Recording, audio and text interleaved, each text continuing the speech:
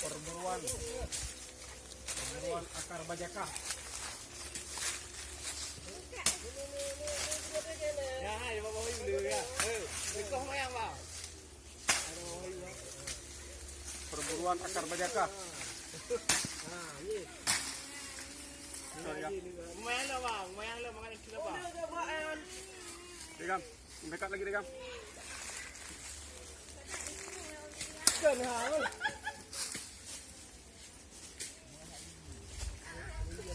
Ya kakobong ni. Hah? Kakobong hari ini. Ya, lihat tu iya. Kakobong hari ini. Ya lihat iya. Kakobong ala iya.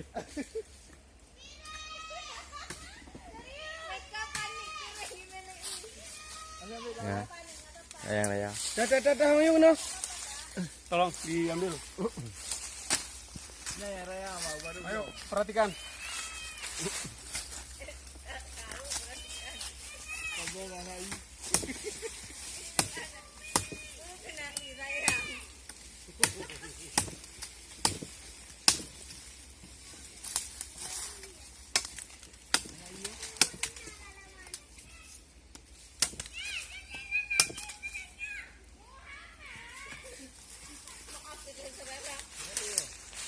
Ji bau urang ni. Nah, bau urang. Perhatikan. Bau urang di ini. Ini, bau urang di ini. Hanya bau cik ni, bau urang ni. Ayo tampung. Cepat dah iya bawa juga. Ayo. Lo ya dia. Nak kasih dekat tampung lebih kan. Akar bajaka untuk segala macam penyakit.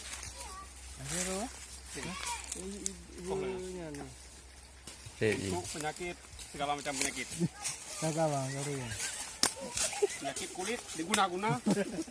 Ingin gemuk, ingin langsing. Ini. Ya. Ingin kaya. Urutnya langli ya, maka dihandik lah. Mana pori-porinya? Ketemu dukuh no. Ya Allah, ni banyak kali orang melihat. Ya, jadi menyam tembung mayang je harut kau dikhan lo. Ni ada buah kemak rayang kan? Pori-pori juga kan dari Mbak Dini. Ini pakar penelitian air bajaka.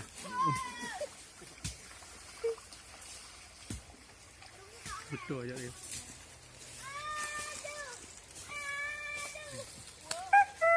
Langsung minum, Bu. Langsung minum. Ayo langsung diminum. Coba diminum. Bismillahirrahmanirrahim. Pegang. Udah nggak apa? Apa sih? Segar. Bagaimana perasaannya? Menyenangkan. Yang kalau jadi hilang. Dia lidah iya. Ha, tu nak Umli. Aku tu.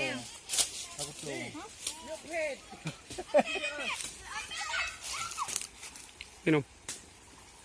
Iya.